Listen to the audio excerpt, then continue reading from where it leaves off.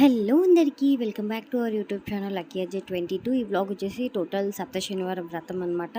నేను 8th week కూడా complete చేసుకున్నాను. యాక్చువల్లీ సప్త శనివారం వ్రతం 7 వీక్సే ఉంటాయి.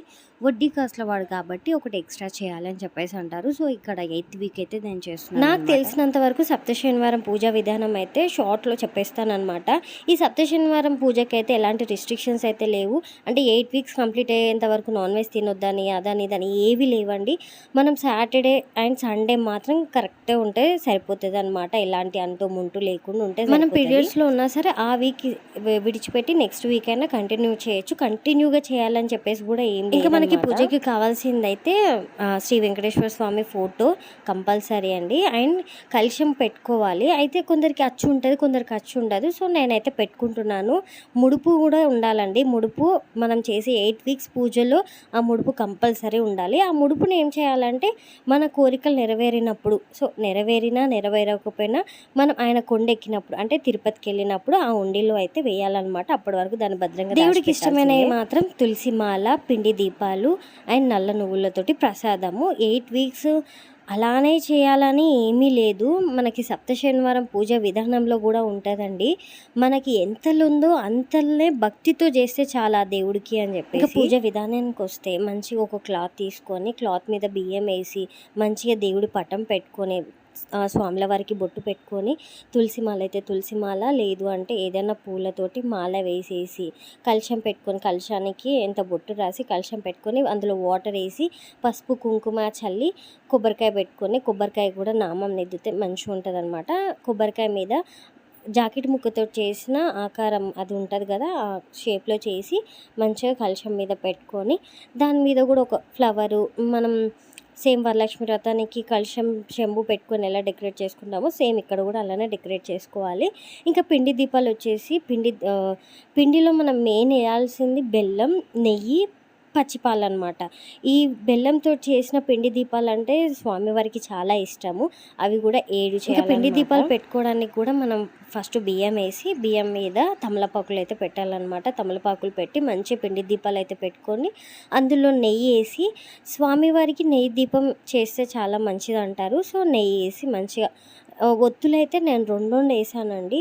పువ్వొత్తుల్లాగా ఒక్కొక్కసారి పువ్వొత్తులు చేశాను, ఒక్కొక్కసారి నార్మల్ ఒత్తులు అయితే చేశాను. మంచిగా ఒత్తులు వేసి మంచిగా నెయ్యి దీపం అయితే పెట్టుకున్నాను. పూజ మందిరాన్ని ఎంత బాగా అలంకరించుకుంటే మనకు అంత పాజిటివ్ వైబ్స్ అనేది ఉంటుంది. అంటే పూజ చేసే విధానం కూడా ఉంటుందిలేండి. మనము కోరికలు తీర్చాలని చెప్పేసి కాకుండా భక్తితోటి ఆ దేవుణ్ణి కోరుకుంటే మనకు కావాల్సింది ఇస్తాడు అనే నమ్మకం అయితే ఉంటుందండి నాకు. ఇంకా పూజా విధానంలో వినాయకుడి విగ్రహం ఉంటే కూడా పెట్టుకోండి.